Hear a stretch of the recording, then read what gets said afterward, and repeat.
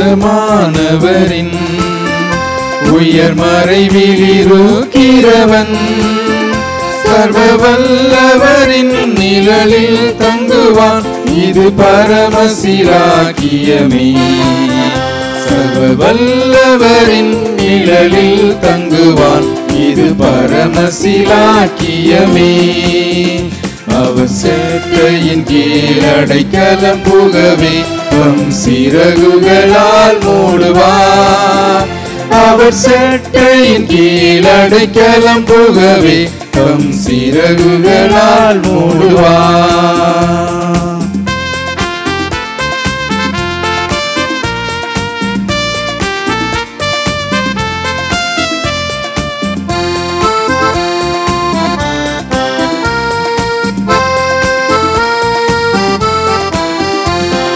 சிங்கத்தின் மேலும் நடந்து வலு சர்ப்பத்தையும் மிதிப்பார். அவர் நாமத்தை நீ முற்றும் நம்பினதால் உன்னை விடுவித்து காத்திடுவார். அவர் நாமத்தை நீ முற்றும் நம்பினதால் உன்னை விடுவித்து காத்திடுவார். அவர் சேட்டையின் கீழ் அடைக்கலம் புகவே தம் சிறகுகளால் மூடுவார். அவர் சேட்டையின் கீழ் அடைக்கலம் புகவே தம் சிறகுகளால் மூடுவார்.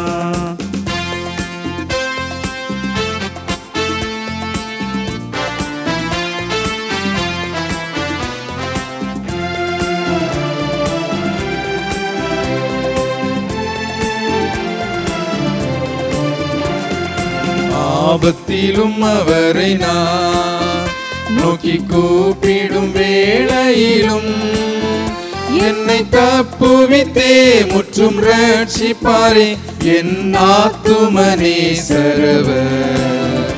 என்னை தப்புவித்தே முற்றும் ரட்சிப்பாரே என் ஆத்துமனேசரவர். அவர் சேட்டையின் கீழ் அடைக்கலம் புகவே தம் சிறகுகளால் மூடுவார்.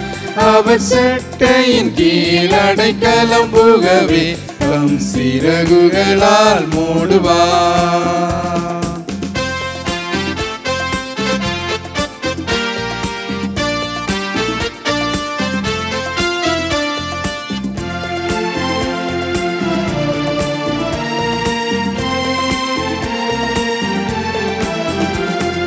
தேவனும் அடைக்கலமே, ஒரு பொல்லாப்பும் உன்னை சேருமோ?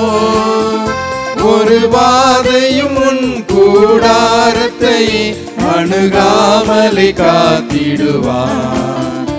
ஒரு வாதையும் உன் கூடாரத்தை அணுகாமலை காத்திடுவார்.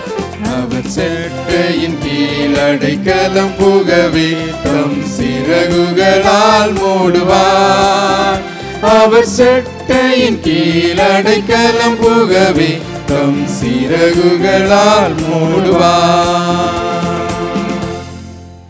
இயேசு கிறிஸ்துவின் இனிய நாமத்தில் உங்கள் யாவருக்கும் எங்களுடைய அன்பான வாழ்த்துக்களை கூறிக்கொள்ளுகிறோம். காணொளி காட்சி மூலமாகவும் ஹெவன் டிவி மூலமாகவும் கர்த்தருடைய வார்த்தைகளை வாரந்தோறும் கேட்டுக்கொண்டிருக்கிற அருமையான சகோதர சகோதரிகளை கர்த்தருக்குள் வாழ்த்துகிறோம். கர்த்தர் உங்கள் அனைவரையும் ஆசீர்வதிப்பாராக. கண்களை மூடி நாம் ஜெபிப்போம். சர்வ வல்லமையுள்ள எங்கள் தேவனாகிய கர்த்தாவே, நன்றியோடு கர்த்தருடைய நாமத்தை நாங்கள் மகிமைப்படுத்துகிறோம். கர்த்தர் இந்த வேளையிலே தம்முடைய வார்த்தைகளை எங்களுக்கு அருளப்போகிறீர். எங்கள் ஆவிக்கும் ஆத்துமாவுக்கும் சரீரத்திற்கும் அது பிரயோஜனமாய் விளங்கப் போகிறபடியால் மகிமை ஆண்டவரே, உம்முடைய வார்த்தைகளை கேட்கிற அருமையான தேவ பிள்ளைகளை சுகத்தோடு பலத்தோடு நீண்ட ஆயுளோடு கர்த்தர் காத்து வழிநடத்தி ஆசீர்வதிக்கும்படி ஜெபிக்கிறோம். உமக்கே மகிமை உண்டாவதாக. துதி கன மகிமையெல்லாம் கேறெடுக்கிறோம். இயேசு கிறிஸ்துவின் மூலமாய் வேண்டிக் கொள்கிறோம் பரிசுத்த பிதாவே, ஆமென். கர்த்தருக்கு ஸ்தோத்திரம். 1 பேதுரு 5ஆம் அதிகாரம் 8-9 வசனங்களை வாசிக்கலாம். தெளிந்த புத்தி உள்ளவர்களாயிருங்கள், விழித்திருங்கள். ஏனெனில் உங்கள் எதிராளியாகிய பிசாசானவன் கர்ச்சிக்கிற சிங்கம் போல் எவனை விழுங்கலாமோ என்று வகை தேடி சுற்றித் திரிகிறான். விசுவாசத்தில் உறுதியாயிருந்து அவனுக்கு எதிர்த்து நில்லுங்கள். உலகத்திலுள்ள உங்கள் சகோதரிடத்திலே அப்படிப்பட்ட பாடுகள் நிறைவேறி வருகிறதென்று அறிந்திருக்கிறீர்களே. கர்த்தருக்கு மகிமை உண்டாகட்டும். அப்போஸ்தலனாகிய பேதுரு தன்னுடைய நிருபத்திலே அவர் எழுதுகிறார், தெளிந்த புத்தி உள்ளவர்களாயிருங்கள், விழித்திருங்கள். ஏனெனில் உங்கள் எதிராளியாகிய பிசாசானவன் கர்ஜிக்கிற சிங்கம் போல் எவனை விழுங்கலாமோவென்று வகை தேடி சுற்றித் திரிகிறான். தெளிந்த புத்தி உள்ளவர்களாயிருங்கள், விழித்திருங்கள் என்றார். ஏனென்றால் நம்ம ரொம்ப ஜாக்கிரதையாக இருக்க வேண்டிய காலகட்டம். சாத்தான் கர்ஜிக்கிற சிங்கம் போல எவனை விழுங்கலாமோ என்று வகை தேடி சுற்றி அலைந்து கொண்டிருக்கிறான். ஆகவே நம்ம ரொம்ப ஜாக்கிரதையாக இருக்கணும். நமக்கு உலகத்தில் அவன் ஒரு எதிரி. உங்கள் எதிராளியாகிய பிசாசானவன் கர்ஜிக்கிற சிங்கம் போல, அவன் ஒரு சிங்கத்தை போல, பிசாசு ஒரு சிங்கத்தை போல இன்றைக்கு நமக்கு எதிராக செயல்பட்டு கொண்டிருக்கிறான். இன்னொரு சிங்கம் இருக்குது. செப்பனியா 3ஆம் அதிகாரம் 3வது வசனம். அதற்குள்ளே இருக்கிற அதன் அதிபதிகள் கர்ச்சிக்கிற சிங்கங்கள். போதும். இஸ்ரவேலின் அதிபதிகள், இந்த இடத்துல தீர்க்கதரிசி சொல்லுகிறார், இஸ்ரவேலில் இருக்கிற அதிபதிகள் கர்ஜிக்கிற சிங்கம் போல இருக்கிறாங்களாம். இங்கு இன்னொரு சிங்கத்தை பார்க்கிறோம். பிசாசு ஒரு கர்ஜிக்கிற சிங்கம், இஸ்ரவேலின் அதிபதிகள் மனிதர்கள், இவங்க கர்ஜிக்கிற சிங்கம். இது போக காட்டில் ஒரு சிங்கம் இருக்குது. நமக்கு 3 விதமான சிங்கங்கள் நமக்கு எதிராளிகளா இந்த உலகத்தில் செயல்பட்டு கொண்டு இருக்கிறது. ஒன்று காட்டு மிருகம், 2வது நாட்டு மிருகம் மனிதன், பிசாசு. ஆனால் இவைகளையெல்லாம் முறியடித்து இவைகளின் மீது அதிகாரம் பெற்ற இன்னொரு சிங்கம் இருக்கிறார். அந்த சிங்கம் நம்மோடு கூட இருக்கிறார். வெளிப்படுத்தல் 5ஆம் அதிகாரம் 5வது வசனம். யூதா கோத்திரத்து சிங்கம், அவர் ஜெயம் பெற்றவர். வாசிங்க. அப்பொழுது மூப்பர்களில் ஒருவன் என்னை நோக்கி, நீ அழ வேண்டாம், இதோ யூதா கோத்திரத்து சிங்கமும் தாவீதின் வேறுமானவர் புஸ்தகத்தை திறக்கவும் அதன் 7 முத்திரைகளையும் உடைக்கவும் ஜெயம் கொண்டிருக்கிறார் என்றார். ஆம், இன்னொரு சிங்கம் இருக்கிறாரு. அவர் ஜெயம் பெற்றவர், யூதா கோத்திரத்து சிங்கம். ஆதியாகமம் 49:9 எழுதப்பட்டிருக்கும் யூதா பாலசிங்கம். யூதாவின் பாலசிங்கம் ஆண்டவராகிய இயேசு கிறிஸ்து. அருமையானவர்களே, இந்த உலகத்தில் நமக்கு எதிராக 3 சிங்கம் இருக்குது. ஒன்று காட்டு சிங்கம், மனிதர்களாகிய நாட்டு சிங்கம், பிசாசாகிய கர்ஜிக்கிற சிங்கம். இவைகளெல்லாம் நமக்கு எதிராளிகள். இவர்கள் மூலம் பல துன்பங்கள், வேதனைகள், சோதனைகள் வரும். ஆனால் கர்த்தர் நம்மோடு கூட இருக்கிறார். அவர் யூதா கோத்திரத்து சிங்கம், அவர் ஜெயம் பெற்றவர், அவர் வெற்றி பெற்றவர், அவர் நம்மோடு கூட இருக்கிறார். இதோ இந்த உலகத்தின் முடிவு பரியந்தம் சகல நாட்களிலும் நான் உங்களோடு கூட இருக்கிறேன் என்று சொன்னவர். ஆகவே நாம் எப்படி இருக்க வேண்டும்? ஒன்றுக்கு பயப்படக்கூடாது, கலங்கக்கூடாது, திகைக்கக்கூடாது. நீதிமான் சிங்கத்தைப் போல தைரியமாயிருப்பான் என்று நீதிமொழிகள் 28:1 சொல்லப்பட்டிருக்கும். ஆகவே நம்ம தைரியம் உள்ளவங்களா இருக்கணும். நம்மோடு கூட இருப்பவர் யூதா கோத்திரத்து சிங்கம், ஜெயம் பெற்றவர். அவரால் தான் எல்லாமே கூடும். இப்பொழுது அவர் நமக்கு வாக்குத்தத்தம் செய்திருக்கிறார். நமக்கு கொடுத்த வாக்குத்தத்தம் என்ன? தேவ ஜனத்துக்கு, தேவ பிள்ளைகளுக்கு ஆண்டவர் கொடுத்த வாக்குத்தத்தம் சங்கீதம் 91 அதிகாரம் 13வது வசனம். சிங்கத்தின் மேலும் சிங்கத்தின் மேலும் விரியன் பாம்பின் மேலும் விரியன் பாம்பின் மேலும் நீ நடந்து பால சிங்கத்தையும் வலு சர்ப்பத்தையும் மிதித்து போடுவாய். இது வாக்குத்தத்தம், ப்ராமிஸ்.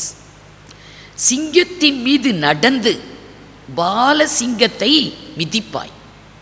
சிங்கத்தை மேல நம்ம நடக்கலாம், அதை நம்ம பாலசிங்கத்தை மிதிக்கலாம்.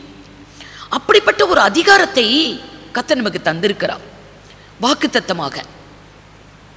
நீ சிங்கத்தை மிதிப்பாய், பாலசிங்கத்தை மிதிப்பாய், சிங்கத்தின் மேல் நடப்பாய். எல்லாருக்கும் இந்த வாக்குத்தத்தம் எல்லாருக்கும் உரியதல்ல. 91 அதிகாரம் சங்கீதம் 1 வசனத்துல பார்க்கும் பொழுது, உன்னதமானவரின் மறைவில் இருக்கிறவன் சர்வ வல்லவருடைய நிழலில் தங்குவான். உன்னதமானவருடைய மறைவுக்குள்ள யாரெல்லாம் இருக்கிறாங்களோ அவங்களுக்கு தான் அந்த வாக்குத்தத்தம் சொந்தம். சிங்கத்தின் மீது நடப்பதற்கும் பாலசிங்கத்தை மிதிப்பதற்கும் அவர் நமக்கு வாக்குத்தத்தம் கொடுத்திருக்கு. மிதிப்பாய், நீ மேற்கொள்ளுவாய், ஒன்று உன்னை மேற்கொள்ளாது என்று யாருக்கு தேவன் இந்த வாக்குத்தத்தம் கொடுத்தார்? உன்னதமானவருடைய மறைவுக்குள் இருக்கிறவன், உன்னதமானவருடைய மறைவுக்குள். ஆம் அருமையானவர்களே, நாம கர்த்தருக்குள்ள, அவருடைய மறைவுக்குள்ள, அவருடைய சத்தியத்துக்குள்ள, சபைக்குள்ள, நாம பெற்றுக்கொண்ட ரட்சிப்புக்குள்ள நம்மை காத்துக்கொள்ள வேண்டும். கர்த்தரை விட்டு விலகி செல்லுகிறது, சத்தியத்தை விட்டு விலகி செல்லுறது எல்லாம் இருக்கக்கூடாது. ஏனென்றால் நாம் ஒரு கொடிய காலத்தில் வாழ்ந்து கொண்டு இருக்கிறோம். கர்ஜிக்கிற சிங்கம் போல எவனை விழுங்கலாமோ என்று வகை தேடி சாத்தான் அலைந்து கொண்டு இருக்கிறான். நம்முடைய நாட்களிலே இது போன்ற ஒரு கொடிய நாட்களை அனுபவிக்கல, ஆனால் இப்பொழுது நம்ம அனுபவித்து கொண்டு இருக்கிறோம். ஏன்னா வேதத்தில் சொல்லப்பட்டிருக்கிறது, சாத்தானுக்கு கொஞ்ச காலம் உண்டென்று அறிந்து அவன் மிகுந்த கோபம் கொண்டு உங்கள் மத்தியிலே இறங்கி இருக்கிறதுனால உங்களுக்கு ஆபத்து வரும் என்று சொல்ல கேட்டேன் என்று யோவான் எழுதுவார். வெளிப்படுத்தல் 12 அதிகாரம் 12வது வசனம். ஆகையால் பரலோகங்களே, அவைகளில் வாசமாய் இருக்கிறவர்களே, களிகூருங்கள். பூமியிலும் சமுத்திரத்திலும் குடியிருக்கிறவர்களே, பூமியிலும் சமுத்திரத்திலும் தீவுகளில் குடியிருக்கிறவர்களே, ஐயோ ஐயோ, பிசாசானவன் தனக்கு கொஞ்ச காலம் மாத்திரம் உண்டென்று அறிந்து மிகுந்த கோபம் கொண்டு உங்களிடத்தில் இறங்கினபடியால் உங்களுக்கு ஆபத்து வரும் என்று சொல்ல கேட்டான். சாத்தானுக்கு கொஞ்ச காலம்தான் இருக்குது, அவனுக்கு இனி காலம் இல்லை. ஆகவே அவனுக்கு ரொம்ப கோபம். இனி இந்த மாதிரி உலகத்தில் அலைஞ்சு திரிஞ்சு அவனுடைய ஆசை இச்சைகளை நிறைவேற்றி கொள்ள முடியாது. இனி அக்கினியும் கந்தகம் எரியக்கூடிய கடல். ஆகவே அவன் மிகுந்த கோபம் கொண்டு அவன் உங்கள் மத்தியிலே இறங்கி இருக்கிறான். ஆகவே உங்களுக்கு ஆபத்து வரும் என்று ஒரு எச்சரிப்பு. ஆம், சாத்தான் இன்றைக்கு மிகுந்த கோபம் கொண்டு பூமியில் ஜனங்கள் மத்தியில் இறங்கி இருக்கிறதுனால, பிசாசுனால பயங்கரமான சோதனைகள், நோய்கள், மரணக்கட்டுகள், வேதனைகள், கலக்கங்கள், கவலைகள், எத்தனை விதமான நஷ்டங்கள், உயிர் சேதங்கள். உங்கள் எதிராளியாகிய பிசாசானவன் கர்ஜிக்கிற சிங்கம் போல எவனை விழுங்கலாமோ என்று வகை தேடி சுற்றி திரிகிறான் என்று வேதத்தில் நம்ம பார்த்தோம். நமக்கு விரோதமா இந்த பூமியில 3 விதமான சிங்கம் இருக்குதுன்னு பார்த்தோம். ஆனால் நாம இந்த உலகத்துல அவருடைய மறைவுக்குள் நம்ம வாழ்ந்தா ஒன்று நம்மை மேற்கொள்ளாது. அவருடைய வாக்குத்தத்தம் நம்முடைய வாழ்வில் நிறைவேறும். நாம் அந்த சிங்கத்தின் மீது நடக்கலாம், பாலசிங்கத்தை நம்ம மிதிக்கலாம். ஆகவே நாம் தேவனுடைய ஜனமாய், கர்த்தருடைய பிள்ளைகளாய் நம்மை காத்துக்கொள்ள வேண்டும். உன்னதமானவருடைய மறைவுக்குள் நாம் எப்பொழுதும் காணப்பட வேண்டும். எத்தனையோ காரியங்கள் வேதத்தில் திருஷ்டாந்தமாக அல்லது உண்மையாகவே சரித்திரமாக எழுதப்பட்டிருக்கிற சில காரியங்கள் உண்டு. தேவதாசர்கள் தான் அவர்களுக்கு நேரிட்ட ஆபத்து. சிங்கத்தின் வாயுக்குள்ளே போயிட்டு வெளியே வந்திருக்கிறாங்க. அவங்க உன்னதமானவருடைய மறைவுக்குள்ளே இருந்ததுனால, யூதா கோத்திரத்து சிங்கம் அவர்களோடு கூட இருந்ததுனால அவர்களுக்கு சேதம் ஒன்றும் நேரிடவில்லை. 2 தீமோத்தேயு 4ஆம் அதிகாரம் 17-18.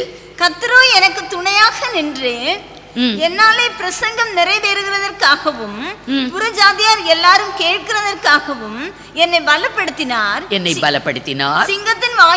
சிங்கத்தின் வாயிலிருந்தும் நான் ரட்சிக்கப்பட்டேன். கர்த்தர் அப்போஸ்தலனாகிய பவுல் எழுதுகிறார்.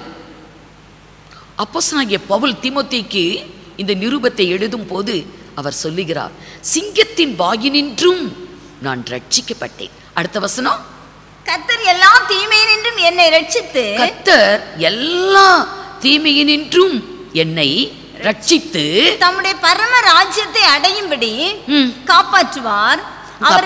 போதும். சிங்கத்தின் வாயினின்றும் ரட்சிக்கப்பட்டேன். இப்ப இவர் எந்த சிங்கத்து வாயில போயிட்டு வந்தாரு அப்படிங்கிறது ஒரு தெளிவில். ஒருவேளை காட்டு சிங்கமா, நாட்டு சிங்கம் மனிதர்களா, இல்லது பிசாசு கர்ஜிக்கிற சிங்கமா? ஏன்னா 3 விதமான சிங்கம் இருக்குது நமக்கு எதிராளி. இவர் எந்த சிங்கத்தின் வாயில? மனிதர்களாகிய சிங்கம், நாட்டு சிங்கம், இல்லை ஒருவேளை காட்டு சிங்கம் வாயுக்குள்ளேயே போயிருக்கிறார். அந்த வாயினின்று அப்போஸ்தலனாகிய பவுல் காக்கப்பட்டார், உயிரோடு மீட்கப்பட்டார், ரட்சிக்கப்பட்டார். அவரை கொண்டு தேவன் தம்முடைய ஊழியத்தை நிறைவேற்றுவதற்காக அப்படி செய்தார். எப்படி காக்கப்பட்டார்? உன்னதமானவருடைய மறைவுக்குள் இருந்ததுனால. யூதா கோத்திரத்து சிங்கம், ஜெயம் பெற்ற சிங்கம் அவரோடு கூட இருந்ததுனால அவர் தேவனுடைய பிள்ளை, அவருடைய மந்தையின் ஆடு, கர்த்தருடைய மந்தையின் ஆடு. ஆகவே காக்கப்பட்டார்.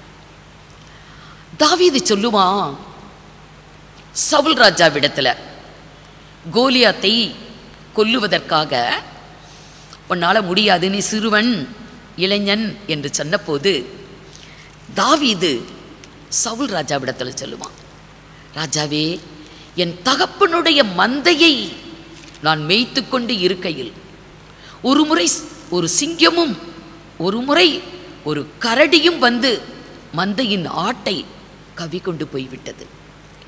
நான் ஓடிப்போய் அந்த சிங்கத்தின் வாயிலிருந்து ஆட்டை காப்பாற்றி அதன் தாடியை இழுத்து அதை அடித்து கொன்றுவிட்டேன். அந்த சிங்கத்துக்கு ஒப்பான ஒருத்தன் தான் விருத்த சேதனம் பண்ணப்படாத இந்த கோலியாத் என்று சவுலிடத்தில் சொல்லுகிறதை பார்க்கலாம். 1 சாமுவேல் 17ஆம் அதிகாரம் 34-35. தாவீது சவுலை பார்த்து, உம்முடைய அடியான் என் தகப்பனுடைய ஆடுகளை மேய்த்து கொண்டிருக்கிற போது ஒரு விசை ஒரு சிங்கமும் ஒரு விசை ஒரு கரடியும் வந்து மந்தையில் இருக்கிற ஒரு ஆட்டை பிடித்து கொண்டது. ஆட்டை பிடித்து கொண்டு கவ்விருச்சு. இப்ப ஆடு வாயுக்குள்ள இருக்குது. அப்போஸ்தலனாகிய பவுல் சிங்கத்தின் வாயுக்குள்ள இருந்தது போல தாவீதுடைய தகப்பனுடைய மந்தையின் ஆடு உள்ளுக்கு இருக்குது சிங்கத்தின் வாயுக்குள்ள. ஒரு மந்தை என்று சொல்லும் போது கட்டாயம் ஒரு மேய்ப்பர் இருப்பார். அந்த ஆடுகளுக்கு பாதுகாப்பா ஆடுகளை வழிநடத்தி கொண்டு போறதுக்கு மந்தை என்று சொன்னால் அந்த ஆடுகளுக்கு ஒரு மேய்ப்பன் இருப்பார். ஆகவே மேய்ப்பன் இருக்கிறதுனால சிங்கமா கரடியா புலியா அவர் காப்பாற்றுவார். ஆனால் மந்தைக்குள் இராவிட்டால் எப்படி காக்கப்பட முடியும்? ஆகவே தான் வாக்குத்தத்தம் என்பது சிங்கத்தின் மீது நீ நடந்து பாலசிங்கத்தை மிதிப்பாய் என்று சொல்லப்பட்ட வாக்குத்தத்தம் எல்லாருக்கும் அல்ல. உன்னதமானவருடைய மறைவுக்குள் யார் இருக்கிறாங்களோ, அதாவது மந்தையின் ஆடா, கர்த்தருடைய மந்தையின் ஆடா, தேவ ஜனமா, சபை பிள்ளைகளா இருந்தா மேய்ப்பன் உண்டு. கர்த்தர் தான் நம்முடைய மேய்ப்பர். நானே நல்ல மேய்ப்பன், என் ஆடுகளுக்காக ஜீவனை கொடுக்கிறேன் என்று சொன்னார். கர்த்தர் நல்ல மேய்ப்பர். அவர் தன்னுடைய ஆடுகளுக்காகவே அவர் ஜீவனை கொடுத்தவர். ஆகவே தாவீதுடைய மந்தையின் ஆடு காக்கப்பட்டது போல இன்றைக்கும் ஆடுகளுக்கு சிங்கத்தினால போராட்டங்கள் உண்டு. ஆடு நாம தான், தேவ ஜனங்கள், கர்த்தருடைய பிள்ளைகள். இன்றைக்கு 3 விதமான சிங்கத்தை பார்த்தோம். காட்டு சிங்கம், மனிதர்களாகிய நாட்டு சிங்கம், பிசாசாகிய சிங்கம். இவைகளால் நம்மளுக்கு போராட்டங்கள், பல துன்பங்கள் உண்டு. ஆனால் இந்த 3 சிங்கத்தையும் எதிர்கொண்டு முறியடித்து ஜெயம் பெற்றவர் தான் யூதா கோத்திரத்து சிங்கம். ஆண்டவராகிய இயேசு கிறிஸ்து அவர் ஜெயம் பெற்றவர். காட்டு சிங்கத்தையும் ஜெயித்தாரு, நாட்டு சிங்கம் மனிதர்களையும் ஜெயித்தாரு. கர்ஜிக்கிற சிங்கத்தை போல பிசாசு சாத்தானின் தலையையும் அவர் நசுக்கியவர். எல்லா சிங்கத்தையும் அவர் ஜெயித்தவர் தான் நம்மோடு கூட இருக்கிறார். பாருங்க, மார்க்கு சுவிசேஷம் 1 அதிகாரம் 13வது வசனம். அவர் வனாந்திரத்திலே 40 நாள் இருந்து, வனாந்திரத்திலே 40 நாள் இருந்து சாத்தானால் சோதிக்கப்பட்டு அங்கே காட்டு மிருகங்களின் நடுவிலே சஞ்சரித்துக் கொண்டிருந்தார். 40 நாள் கர்த்தர் உபவாசத்துல வனாந்திரமான ஒரு இடத்துல இருக்கிறார். அந்த 40 நாளும் உபவாசத்திலே அவர் காட்டு மிருகங்கள் மத்தியிலே சஞ்சரித்தார். அப்ப காட்டு மிருகம்னா சிங்கம், புலி, கரடி, ஓநாய். காட்டு மிருகத்தின் மத்தியிலே அவர் சஞ்சரித்தார். காட்டு மிருகம், சிங்கம். நாட்டு சிங்கம், நாட்டு மிருகம். சங்கீதம் 22 அதிகாரம் 13வது வசனம். வீறி கர்ஜிக்கிற சிங்கத்தை போல என்மேல் தங்கள் வாயை திறக்கிறார்கள். என்மேல் தன் வாயை, இது நாட்டு சிங்கம். மனுஷர் பீறி கர்ஜிக்கிற சிங்கம் போல கர்த்தருக்கு எதிராக தன் வாயை திறந்தார்கள். இந்த 22ஆம் சங்கீதம் ஆண்டவராகிய இயேசுவை பற்றின தீர்க்க தரிசனம். இதெல்லாமே அவருக்கு நிறைவேறின காரியங்கள். இங்கே சொல்லுகிறார், பீறி கர்ஜிக்கிற சிங்கம் போல தன் வாயை எனக்கு நேராய் திறந்திருக்கிறார்கள். இது நாட்டு மிருகம், நாட்டு சிங்கம். ஆம், ஆண்டவராகிய இயேசு நம் பொருட்டு காட்டு சிங்கத்தை எதிர்கொண்டார், நாட்டு சிங்கத்தை எதிர்கொண்டார். மனிதர்கள் அவருக்கு விரோதமாய் எழும்புனாங்க, கூக்குரல் போட்டாங்க. அவரை கொலை செய்வதற்காக எத்தனை முயற்சிகள். துவக்கத்திலிருந்தே அவரை கொலை செய்யணும் என்றுதான் மனிதன் பீறி கர்ஜிக்கிற சிங்கத்தை போல தன் வாயை திறந்திருந்தான். சங்கீதம் 22ஆம் அதிகாரம் 21வது வசனத்துல, என்னை சிங்கத்தின் வாயிலிருந்து ரட்சியும், என்னை சிங்கத்தின் வாயிலிருந்து ரட்சியும்.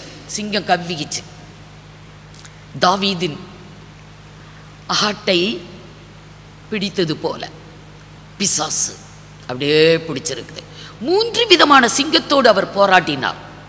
காட்டு சிங்கம், இது 3ஓடும் அவர் போராடி முறியடித்து வெற்றி பெற்றார். சாத்தானின் தலையை நசுக்கினார். மாம்சமான எல்லா மனிதர் மீதும் அதிகாரம் பெற்றவர்.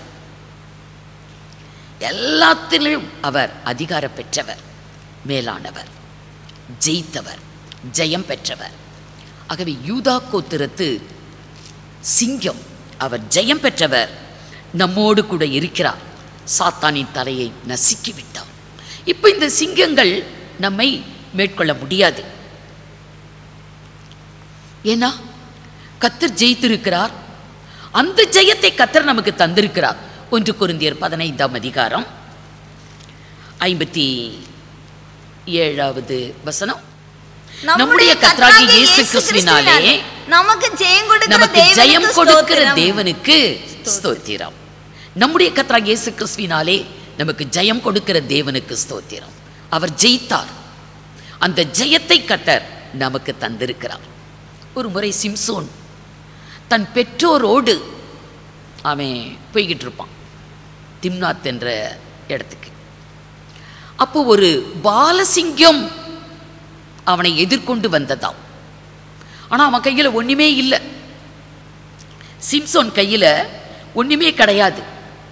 இவன் அந்த சிங்கத்தை எதிர்கொண்டு அதன் வாயை கிழித்து அதை கொன்று போட்டானா. நியாயாதிபதிகள் 14ஆம் அதிகாரம் 5-6. அப்படியே சிம்சோனும் அவன் தாயும் தகப்பனும் திம்னாத்துக்கு போக புறப்பட்டார்கள். அவர்கள் திம்னாத்து ஊர் திராட்சை தோட்டங்கள் மட்டும் வந்தபோது இதோ கர்ஜிக்கிற பாலசிங்கம் ஒன்று அவனுக்கு எதிராக வந்தது. அப்பொழுது கர்த்தருடைய ஆவி அவன் மேல் பலமாய் இறங்கினதினால், கர்த்தருடைய ஆவி பலமாய் சிம்சோன் மீது இறங்கினதினால் அவன் தன் கையில் ஒன்றும் இல்லாதிருந்தும் அதை ஒரு ஆட்டுக்குட்டியை கிழித்து போடுகிறது போல் கிழித்து போட்டான், சிங்கத்தை கிழித்து போட்டான். அப்படிதான் ஆண்டவராகிய இயேசு கல்வாரி சிலுவையிலே நமக்கு எதிரான எல்லா சத்துருக்களையும் அவர் முறியடித்து விட்டார். துரைத்தனங்களையும் அதிகாரங்களையும் உரிந்து கொண்டு வெளியரங்கமான கோலமாக்கி அவைகளின் மேல் சிலுவையிலே வெற்றி சிறந்தார். இன்னும் 1 யோவான் 3ஆம் அதிகாரம் 8வது வசனம். பாவம் செய்கிறவன் பிசாசினால் உண்டாயிருக்கிறான். ஏனெனில் பிசாசானவன் ஆதி முதல் பாவம் செய்கிறான். பிசாசினுடைய கிரியைகளை அழிக்கும்படிக்கு தேவனுடைய குமாரன் வெளிப்பட்டார். ஆண்டவராகிய இயேசு நம்முடைய எதிராளிகளுடைய கிரியைகளை எல்லாம் அவர் அழித்து விட்டார்.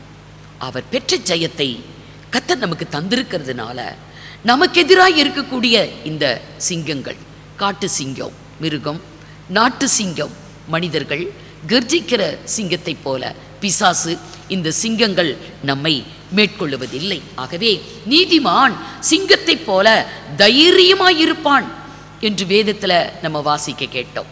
ஆகவே நாம் இந்த உலகத்தில் இந்த கொள்ளை நோய்கள் பரவிக்கொண்டு எங்கு பார்த்தாலும் மரண செய்தி கேட்டுக்கொண்டு இருக்கிற இந்த நாட்களிலே நம்ம தைரியம் உள்ள பிள்ளைகளாய் கர்த்தர் நம்மோடு கூட இருக்கிறபடியால் நம்மை எந்த தீங்கும் மேற்கொள்ளுவதில்லை, எந்த பொல்லாங்கும் நம்மை அணுகுவதில்லை. கர்த்தர் நம்மோடு கூட இருக்கிறபடியால் நமக்கு எதிராய் வரக்கூடிய எந்த ஒரு தீமையும் தீங்கும் நம்மை ஒருபோதும் மேற்கொள்ளாது. ஆகவே நம் சிங்கத்தை போல நாம் தைரியமாய் வாழ வேண்டியவர்கள். ஆனா சிங்கம் யாரை பட்சிக்கும், சிங்கம் யாரை மேற்கொள்ளும் என்பதையும் நம்ம தெரிந்து கொள்ள வேண்டும். ஆகவே அந்த காரியங்களில் நம்ம ரொம்ப ஜாக்கிரதையாக இருக்கணும். தெய்வ பயம் இல்லையா, கர்த்தருக்கு பயப்படக்கூடிய பயம் இல்லையா, அங்கே காட்டு மிருகம் சிங்கமாக இருந்தாலும் சரிதான், நாட்டு மிருகம் சிங்கம் மனிதனாக இருந்தாலும் சரிதான், இல்லை பிசாசாக இருந்தாலும் சரிதான், அவங்கள அட்டாக் பண்ணும். ஆகவே தெய்வ பயம் என்பது நமக்கு ரொம்ப அவசியம், ரொம்ப முக்கியம். வேதத்தில் ஒரு சம்பவத்தை நம்ம பார்க்கலாம். அசீரிய ராஜா இஸ்ரவேல் ஜனங்களை சிறைப்பிடித்து அவனை அசீரியாவுக்கு கொண்டு போயிட்டாங்க. ஏன்னா தேவனுடைய ஜனம் கர்த்தரை விட்டு விலகி கர்த்தருக்கு துரோகம் செய்து தூரமாய் விலகி போயிட்டாங்க. ஆகவே கர்த்தரே அசீரியர் கையில் ஒப்பு கொடுத்து விட்டான். இவன் அசீரிய ராஜா தேவ ஜனங்களை, இஸ்ரவேல் ஜனங்களை அசீரியாவுக்கு கொண்டு போயிட்டு பாபிலோன் இன்னும் அநேக நாடுகளில் இருந்து ஜனங்களை இங்கே சமாரியாவில் கொண்டு வந்து குடியேற்றினான். இங்கே புதிதாக குடியேற்றப்பட்ட ஜனங்கள் சமாரியாவிலே வந்து சந்தோஷமாக குடியிருக்கிறாங்க. ஆனால் தெய்வ பயமற்றவர்கள், தெய்வத்தை அறியாதவர்கள், மெய்யான தெய்வத்தை இஸ்ரவேலின் தேவனை அறியாதவர்கள். ஆனால் இஸ்ரேல் நாட்டுக்குள்ளே இருக்கிறாங்க. தேவன் என்ன செய்தாராம்? 2 ராஜாக்கள் 17ஆம் அதிகாரம் 24-25. அசீரியா ராஜா பாபிலோனிலும் கூத்தாவிலும் ஆபாவிலும் ஆமாத்திலும் செப்பர்வாயிமிலும் இருந்த மனுஷரை வரப்பண்ணி அவர்களை இஸ்ரவேல் புத்திரருக்கு பதிலாக சமாரியாவின் பட்டணங்களிலே குடியேற்றினார். சமாரியாவிலே இஸ்ரவேலருக்கு பதிலாக இவங்களை அசீரியாவுக்கு அனுப்பிட்டு அவர்களுக்கு பதிலாக இந்த ஜனங்களை எல்லாம் சமாரியாவுக்குள்ள கொண்டு வந்தான். அடுத்த வசனம். அவர்கள் அங்கே குடியேறினது முதல் கர்த்தருக்கு பயப்படாததினால் கர்த்தர் அவர்களுக்குள்ளே சிங்கங்களை அனுப்பினார். அவைகள் அவர்களில் சிலரை கொன்று போட்டது. பாத்தீங்களா, சிங்கம் யாரை பட்சித்தது? இது தேவனுடைய அனுமதியின் பேர்ல வரக்கூடிய காரியத்தான். தெய்வ பயமற்றவர்கள், ஏன்னா தெய்வத்தை அறியல அவங்க. கர்த்தருக்கு பயப்படக்கூடிய பயத்தை அவங்க தெரிந்து கொள்ளல, இஷ்டம் போல வாழ்றாங்க. சிங்கம் வந்து அவர்களை பட்சித்தது, அவர்களை கடித்தது. உடனே ராஜாவுக்கு செய்தி போகுது.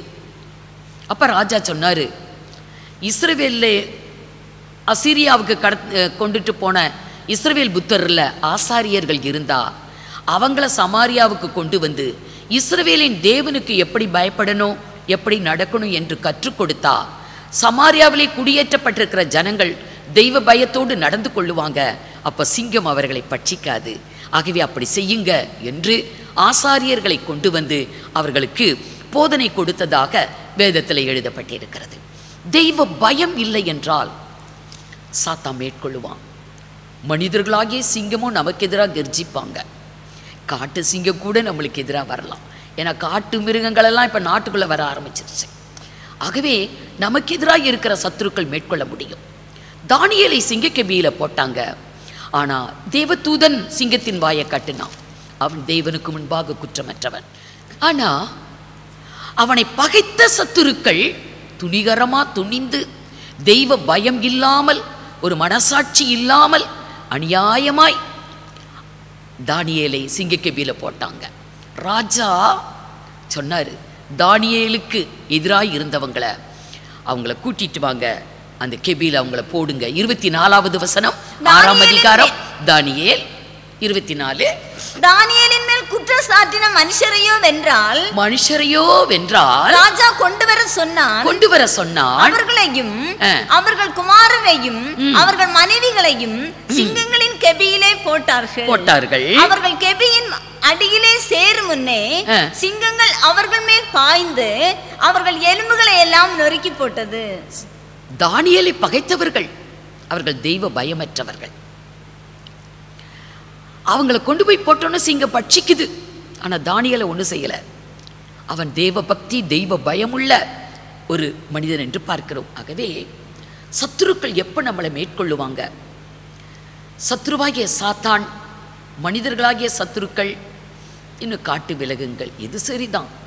நம்ம எப்போ மேற்கொள்ளும்? தெய்வ பயம் நமக்கு ரொம்ப அவசியம். தெய்வ பயம் இருக்கணும். கர்த்தருக்கு பயப்படக்கூடிய பயம் என்றால் தீமைகளை விட்டு விலகிறது தான் கர்த்தருக்கு பயப்படக்கூடிய பயம் என்று நீதிமொழிகளில் சொல்லப்பட்டிருக்கிறது. நீதிமொழிகள் 8ஆம் அதிகாரம் 13வது வசனம். தீமையை வெறுப்பதே கர்த்தருக்கு பயப்படக்கூடிய பயம். பொறாமையையும், தீமைனா என்ன? பொறாமை என்பது ஒரு தீமை. பெருமை, அகந்தை, தீய வழி, இதெல்லாம் தீமையான காரியம். இதெல்லாம் தீமையான காரியம். இந்த தீமையான காரியங்களை வெறுக்கிறதுக்கு பெயர் தான் தெய்வ பயம், கர்த்தருக்கு பயப்படக்கூடிய பயம். கர்த்தருக்கு பயந்து ஒரு மனிதன் இந்த காரியங்களை எல்லாம் விலகி அவன் நல்லா வாழ்றான் என்றால் அவனுக்கு நீண்ட ஆயுள், அவனுடைய ஆயுள் நாட்கள் பெருகும் என்று வேதம் சொல்லுகிறது. நீதிமொழிகள் 10ஆம் அதிகாரம் 27வது வசனம்.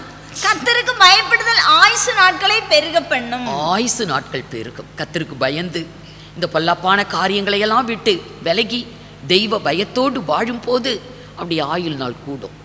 இந்த கொள்ளை நோய்களும் மரணங்களும் அதிகமாய் பெருகி கொண்டிருக்கிற இந்த காலகட்டத்தில் மக்களுடைய இருதயமெல்லாம் தத்தளித்து தவித்து கொண்டு இருக்கிற இந்த நாட்களில் ஆயுள் நாட்களை கர்த்தர் கூட்டி கொடுப்பார். தெய்வ பயம் அவசியம். தெய்வ பயம் இல்லாதவர்களை சிங்கம் பட்சித்தது என்று பார்த்தோம். இரண்டாவது, கர்த்தருடைய வார்த்தைகளை மீறுகிறவர்களை சிங்கம் பட்சிக்குது. யெரொபெயாம் என்ற ராஜாவுடைய நாட்களில் அவன் தூபம் செலுத்துறதுக்கு பலிபீடத்துக்கிட்ட நின்று கொண்டு இருப்பான். ஒரு தேவனுடைய மனிதனுக்கு கர்த்தருடைய வார்த்தை கொடுக்கப்பட்டு கர்த்தர் அந்த வார்த்தை அவனிடத்துல போய் சொல்லுவார். பலிபீடத்தை பார்த்து இந்த வார்த்தையை சொல்லுவார். அப்படி கர்த்தர் அந்த தேவ மனிதனுக்கு வார்த்தைகளை கொடுக்கும் போது இந்த வார்த்தையை சொல்லிக்கிட்டு, நீ போன இடத்துல அப்பம் புசிக்க கூடாது, தண்ணி குடிக்க கூடாது, போன வழியா நீ திரும்பி வரக்கூடாது, போகும்போது ஒரு வழி வரும்போது ஒரு வழி, நீ அப்படி செய்யணும் என்று சொல்லியிருந்தார். அப்படியே இவன் போனான். அங்கே கர்த்தருடைய வார்த்தையை சொன்னான். யெரொபெயாம் ராஜா கோபம் வந்துருச்சு. உடனே அவனை பிடியுங்கள் என்று தேவ மனிதனை பிடிக்கும்படி தன் கையை நீட்டினா பாருங்க. யெரொபெயாம் ராஜாவுடைய கை நீட்டினபடியே ஆயிருச்சு, மடக்க முடியல. அப்பா அவன் சொல்லுவான் தேவ மனிதனை பார்த்து, எனக்காக வேண்டிக்கொள், என்னோட கை நல்லாகணும். உடனே இந்த தேவ மனிதன் கர்த்தரை நோக்கி வேண்டுதல் செய்வான். ராஜாவுடைய கை நல்லாயிருச்சு. அப்போ ராஜா சொல்லுவான், நீ என்னோட வீட்டுக்கு வா, உனக்கு நான் வெகுமதி தருவேன். என்னுடைய வீட்டில் நீ அப்பம் புசித்து நீ சற்று இளைப்பாரி அதுக்கு பிறகு நீ உன்னோட இடத்துக்கு போகலாம் என்று அழைத்த போது இவன் சொல்லுவான், இல்லை, கர்த்தர் இந்த வார்த்தையை சொல்லிக்கிட்டு நீ வேற வழியாக திரும்பி வரணும், போகிற வழியாக வரக்கூடாது, போகிற இடத்துல அப்பம் புசிக்கக்கூடாது, தண்ணீர் குடிக்கக்கூடாது என்று கர்த்தர் எனக்கு கட்டளையிட்டிருக்கிறார். ஆகவே நான் அப்படி செய்ய முடியாது, நான் போகிறேன் என்று வந்து விட்டான். இந்த ராஜாவிடத்தில் பேசும்போது அவ்வளோ தெளிவாக இருந்த இந்த தேவ மனிதன் கொஞ்ச நேரத்துக்குள்ளேயே வஞ்சிக்கப்பட்டு போகிற ஒரு காரியத்தை நம்ம இங்கே பார்க்கலாம். இந்த ராஜாவின் கை நீட்டினபடியே இருந்து அதன் பிறகு கை மடக்க முடிஞ்சது இந்த தேவ மனிதனுடைய ஜபத்தினால. இந்த பலிபீடம் வெடிக்கும் என்றான், அப்படியே அது வெடித்தது. இந்த அடையாளங்களை எல்லாம் கேள்விப்பட்டு அந்த ஊருக்குள்ளே இருக்கிற ஒரு வயதான ஒரு தீர்க்கதரிசி ஆச்சரியப்பட்டு, அந்த தேவ மனிதனை நான் பார்க்க வேண்டும், அவனை நான் அழைத்து கொண்டு வர வேண்டும், என்னுடைய வீட்டில் இளைப்பார பண்ண வேண்டும், என் வீட்டில் அவனை சாப்பிட வைக்கணும் என்று அவன் வாஞ்சித்து அவனை தேடி போய் கண்டுபிடிச்சு ஒரு பொய்யான தீர்க்க தரிசனம் சொல்லுவான். இப்படி தேவ தூதனால தேவனோட வார்த்தை எனக்கு வந்திருக்குது, உன்னை திரும்ப கூட்டிக்கிட்டு வந்து என்னோட வீட்டில் அப்பம் தண்ணீர் புசித்து சற்று இளைப்பாரி அதன் பிறகு நீ போக வேண்டும் என்று கர்த்தருடைய வார்த்தையா தேவதூதன் மூலம் எனக்கு அறிவிக்கப்பட்டது என்ற போது இவன் ஏமாந்துருவான். இன்றைக்கு உலகத்தில் தீர்க்க தரிசனங்கள் என்று சொல்லக்கூடிய இடங்களுக்கு ஜனங்க ஓடுறாங்க. ஆனால் ஒரு தேவ மனிதனே ஏமாந்து போயிட்டான். அப்படியானால் நம்ம எவ்வளோ ஜாக்கிரதையாக இருக்கணும். அந்த தேவ மனிதனுடைய வீட்டில் போய் உட்காந்து இவன் சாப்பிடும் போது பொய்யாய் தீர்க்க தரிசனம் கொடுத்தானே, அவனுக்கு மெய்யான தீர்க்க தரிசனம் வருது. நீ என்னுடைய வார்த்தைகளுக்கு கீழ்ப்படியாமல் போனபடியால், நான் சொன்ன வார்த்தையை நீ மீறினபடியால் உன் பிதாக்களுடைய கல்லறையிலே உன்னுடைய பிரேதம் அங்கே சேர்ப்பிக்கப்படாது என்று கர்த்தருடைய வார்த்தை அவனுக்கு வந்தது. பாருங்க, இதை வாசிக்கும் போது தீர்க்க தரிசனங்கள் என்பதை நம்பாமல் இருக்கிறதே நல்லது. வேத வாக்கியங்கள் தான் உண்மை, சத்தியம், இதுதான் சத்தியம். ஆகவே கர்த்தருடைய வார்த்தையை நம்ம நம்பணும், அதை தான் நம்ம ஃபாலோ பண்ணணும், அதை தான் நம்முடைய வாழ்க்கையில் கடைப்பிடிக்கணும். கர்த்தர் என்ன சொன்னார்? இதுதான் தீர்க்க தரிசனம். இந்த தீர்க்க தரிசன வசனங்களை கேட்கிறவர்களும் இதை கை கொள்ளுகிறவர்களும் இதை வாசிப்பவர்களும் பாக்கியவான்கள் என்று எழுதப்பட்டு இருக்கிறது. இது தீர்க்க தரிசன வசனம் என்று சொல்லப்பட்டு இருக்கிறது. இந்த வேதம் தீர்க்க தரிசன வசனம். இது இல்லாம வெளியிருந்து ஒரு புதிய வார்த்தைகளை தீர்க்க தரிசனமாக உரைக்கும் பொழுது அது ஜனங்களோட வாழ்க்கையில அது வஞ்சகம் சேர்றதுக்கு இடமாகிறது. இப்போ இந்த தேவனுடைய மனிதனை பாருங்க, அவன் ஒரு வல்லமையான ஒரு தேவனுடைய மனிதனாய் வந்து அவன் சொன்ன காரியங்கள் நிறைவேறி ராஜாவின் கை நீட்டின கை அதை திரும்ப மடக்க முடிஞ்சது அவனுடைய ஜபத்தினால. இப்படியெல்லாம் நடந்த போதிலும் தன்னுடைய வாழ்க்கையில அவன் எப்படிப்பட்ட ஒரு ஏமாற்றத்தை அடைந்தான். 1 ராஜாக்கள் 13ஆம் அதிகாரம் 21 வாசிங்க, 21, 22. அவன் யூதாவிலிருந்து வந்த தேவனுடைய மனுஷனை பார்த்து சத்தமிட்டு, உன் தேவனாகிய கர்த்தர் உனக்கு கற்பித்த கட்டளையை நீ கைக்கொள்ளாமல் கர்த்தருடைய வாக்கை மீறி அப்பம் புசிக்கவும் தண்ணீர் குடிக்கவும் வேண்டாம் என்று அவர் விலக்கின ஸ்தலத்திற்கு நீ திரும்பி அப்பம் புசித்து தண்ணீர் குடித்தபடியினால் உன்னுடைய பிரேதம் உன் பிதாக்களின் கல்லறையிலே சேர்வதில்லை என்று கர்த்தர் சொல்லுகிறார் என்றான். 24.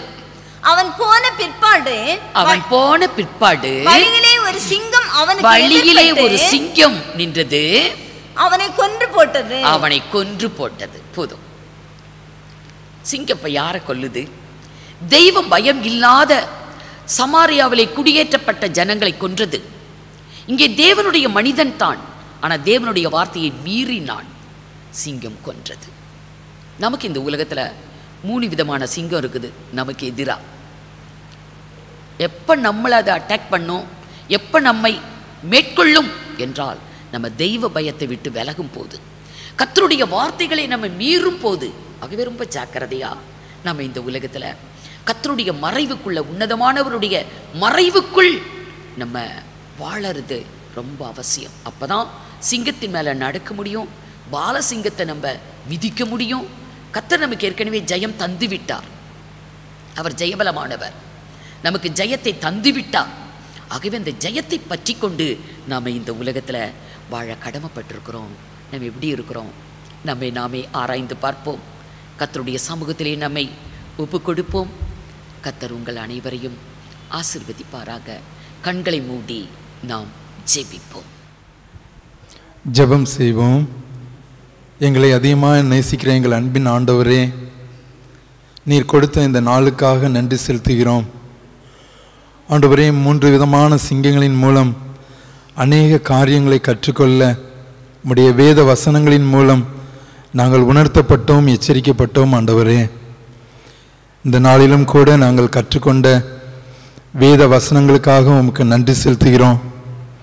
உன்னதமானவருடைய மறைவுக்குள் நாங்கள் இருக்கும் பொழுது நாங்கள் காக்கப்படுகிறோம் என்பதை குறித்து நாங்கள் தியானித்தோம். அப்பா, உம்முடைய மந்தையின் ஆடாக நாங்கள் இருக்கும் பொழுது, தேவ ஜனமாக இருக்கும் பொழுது நாங்கள் காக்கப்படுகிறோம் என்பதை குறித்து நாங்கள் பார்த்தோம்ப்பா. பிசாசானவன் கர்ச்சிக்கிற சிங்கத்தை போல எவனை விழுங்கலாமோ என்று வகை தேடி சுற்றி தெரியும் பொழுது, ஆண்டவரே, நாங்கள் தெய்வ பயத்தோடு உம்முடைய வார்த்தைகளை நாங்கள் கைக்கொள்ளுவர்களாக காணப்படும் பொழுது எந்த மீறுதலினின்றும் நாங்கள் காக்கப்படுகிறோம் என்பதை குறித்து நாங்கள் சிந்தித்தோம்ப்பா. நம்முடைய கர்த்தராகிய இயேசு கிறிஸ்துவினாலே நமக்கு ஜெயம் கொடுக்கும் தேவன் நம்மோடு கூட இருக்கிறபடியினால் எந்த தீங்கும் எங்களை மேற்கொள்ளாது என்பதை குறித்து நாங்கள் தியானித்தோம்ப்பா. உமக்கு இந்த வசனங்களுக்காக நன்றி செலுத்துகிறோம். ஆண்டவரே, நாங்கள் தெய்வ பயத்தோடு வாழ, தீமைகளை விட்டு நாங்கள் விலகி ஆண்டவரே நாங்கள் வாழ, உம்முடைய வார்த்தைகளை நாங்கள் கைக்கொள்ளுவர்களாக காணப்பட எங்கள் ஒவ்வொருவருக்கும் நீங்கள் கிருபை செய்யணுமாறு ஜெபிக்கிறோம். ஆண்டவரே, நாங்கள் தெய்வ பயத்தோடு வாழும் பொழுது, உம்முடைய வார்த்தைகளை நாங்கள் கைக்கொள்ளுவர்களாக காணப்படும் பொழுது, இந்த கொள்ளை நோய்களுக்கெல்லாம் நாங்கள் விலக்கி நீங்கள் எங்களை காத்துக்கொள்வீர் என்பதையும் குறித்தும் நாங்கள் பார்த்தோம்ப்பா.